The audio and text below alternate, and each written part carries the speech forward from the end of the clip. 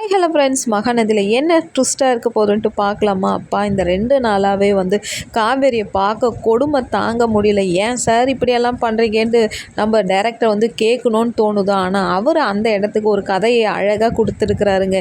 ஐயோ, எந்த சீனுமே இதெல்லாம் வேண்டாம், இப்படி ஏன் எடுத்தீங்கலாம் சொல்ல முடியல. காவேரி துரு துருனோ ஒரு வெகுளிதரமான ஒரு அழகான ஒரு இன்னசென்ட்டானா காமிச்சிட்டு இப்போ இங்கே அப்பா அழுகிறாங்க சொல்ல முடியலைங்க. இங்கே தங்கச்சியோட பிரச்சனை, அங்கே நிவீனோட பிரச்சனை. இங்கே நம்ம விஜய் காலேஜுக்கு அவங்க தங்கச்சியை கூப்பிட்டு வர டைமில் காவேரி பக்கத்தில் உட்காந்துக்கிற டைமில், என்ன காவேரி 2 நாளாக நீ என்கிட்ட பேசவே மாட்டுற, உன்னை மூஞ்சியை சிரிப்பு இல்லாத என்னால் பார்க்கவே முடியல, நீ என்ன ஏதாவது கூட திட்டு, நான் உன்னை எதுவும் சொல்ல மாட்டேன், ஆனால் என்கிட்ட பேசாதெல்லாம் இருக்காத காவேரின்னு விஜய் நம்ம காவேரி கிட்ட சொல்லும் போது, விஜயை பார்த்து காவேரி மனசுக்குள்ளேயே சொல்லுது, நீங்கள் என் வீட்டுக்காருன்ட்டு உங்ககிட்ட நான் உரிமை எடுத்துன்னு இருந்தேன், நீங்கள் தான் இல்லைன்ட்டு நிவின் கிட்ட சொல்லிட்டு இருக்கிறீங்களே, நான் ஏன் இப்போ உங்ககிட்ட நான் உரிமையாக விளையாடணும், உரிமையாக நான் ஏன் பேசணும்னு காவேரி அப்படியே மெயின் வாய்ஸில் உள்ளத்துலேயே அவ்வளோ கவலையோடு வராங்கங்க. ஏன் தான் இந்த விஜய் இப்படியெல்லாம் நிவின் கிட்ட போய் காவேரியை திருப்பி தந்துடுறேன்னு ஏன் சொன்னார்? கமெண்ட்